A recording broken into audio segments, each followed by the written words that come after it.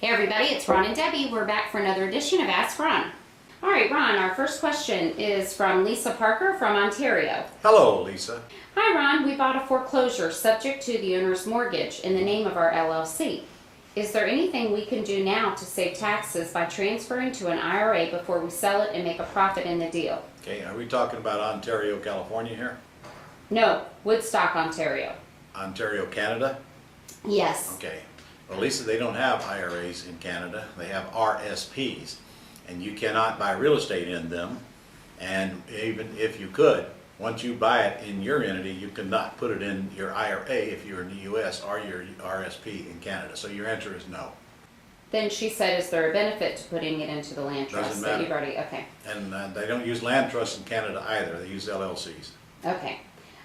She had one other question regarding pretty houses. With pretty house FSBOs, when do you sell to the end buyer with a lease option, and when do you sell with owner financing? Which is better and safer?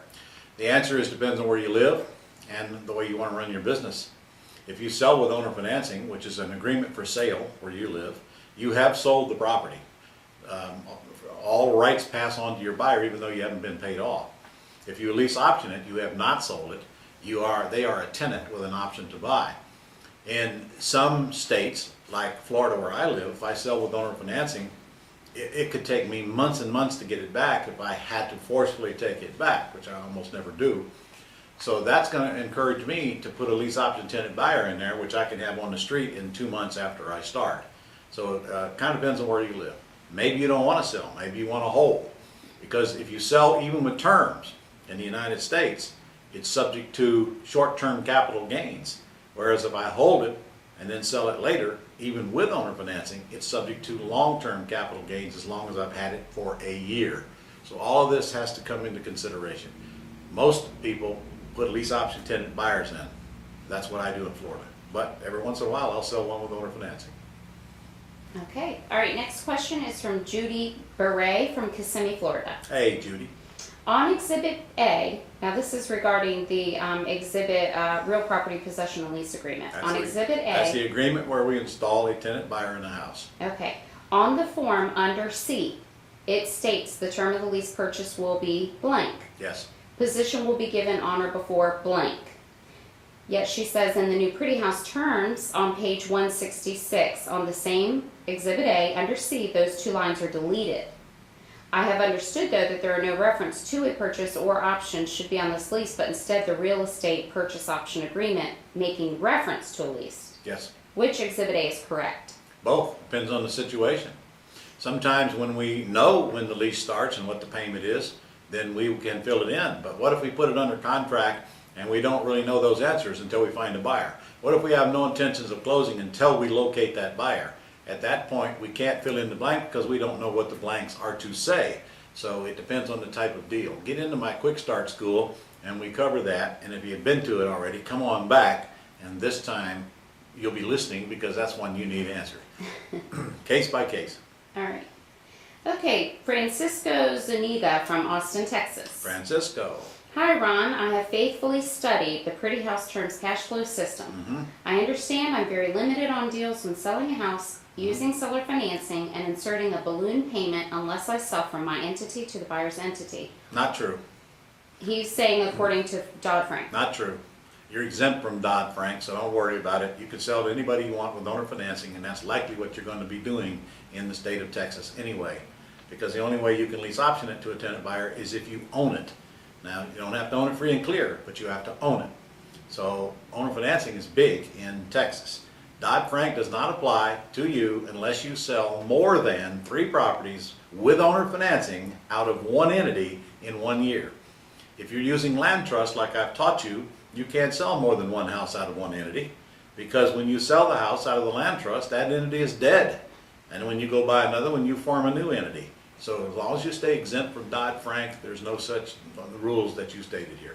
Okay, and then the rest of his question was, is that referring to the land trust page, what I need to have the buyer use when they buy it so it counts as them buying in an entity? They don't have to buy it in an entity, but if they want to use a land trust to buy it, that's okay with me and you as long as they still personally guarantee the debt. Now, if you're going to be selling on a contract for deed in Texas, there is no personal guarantee. But if you're going to be selling on an all-inclusive trust deed, then I would absolutely require a personal guarantee. Okay, next question. Is this a dead goose?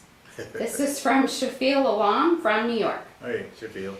Seller is willing to finance a $60,000 house free and clear. Uh-huh. The ARV is $80,000. Right. It's a 3-bedroom, 1-bath, 2,500 square feet, single family, good Nice. condition, no repair needed. Great. The owner is moving abroad and the house is vacant. Okay. He wants $10,000 down, $1,000 a month. Okay. The average rent in this part of New York is $1,000 to $1,150 for this size home. Is there any way to turn this in Yeah. goose You into gotta a change. goose deal? You gotta change the term. First of all, there's no way I'm giving anybody $10,000 down on a $60,000 purchase. That's totally out of the question. Totally out of the question.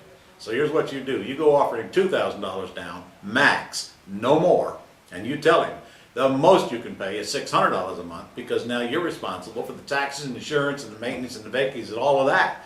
And that's your offer. And he'll probably take it, because if he's leaving the country, you're the bird in the hand. So look, you make the offer. If he don't take the offer, let him keep his house. Walk away. You must be willing to walk away.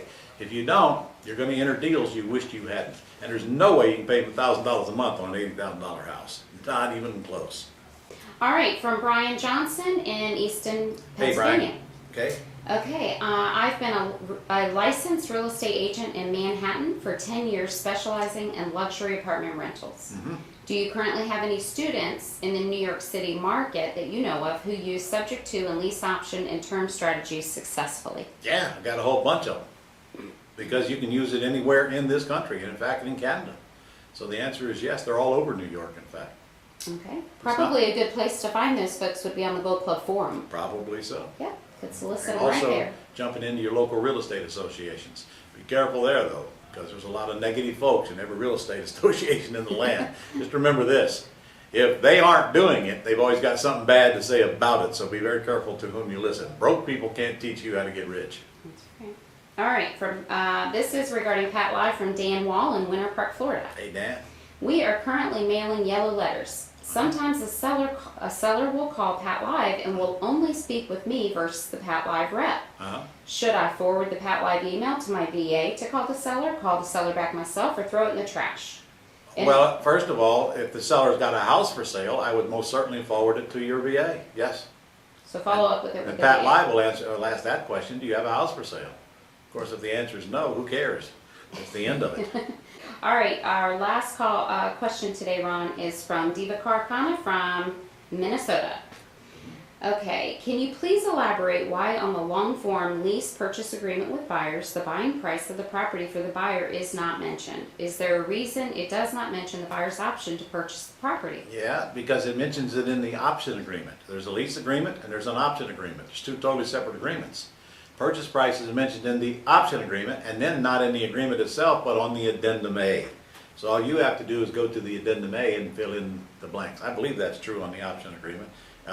If it's not in the agreement itself, it's on the addendum A. Because in the agreement where we use to buy with, it's in the agreement itself. The one we sell with, it's on an addendum A. We don't use the same agreement to buy that we use to sell. All right, that's all we have this week. That's all we have this week? That's it. They went Okay. easy on you. Guys, you realize we're heading into October now? So how many deals have you done this year? And if I'm not gonna like the answer, why not? Come on, Halloween coming up pretty soon, then Thanksgiving, then Christmas, and then we're on to a whole new year. Let's get started, let's get going, and make sure you get registered for the summit, because here's your updated report on the summit. The hotel is full. We are already working on the surrounding hotels, and soon they will be full. We are almost at one fact. Why don't you show the board up here? Put that camera on the board. This is the board we use to keep track of how many people that are registered for the convention. We are 940, and actually I think we're a few days behind. We are. It hasn't We're been updated almost today. 1,000 people registered for the convention. We already got the problem of where are we going to put all these people to feed them dinner.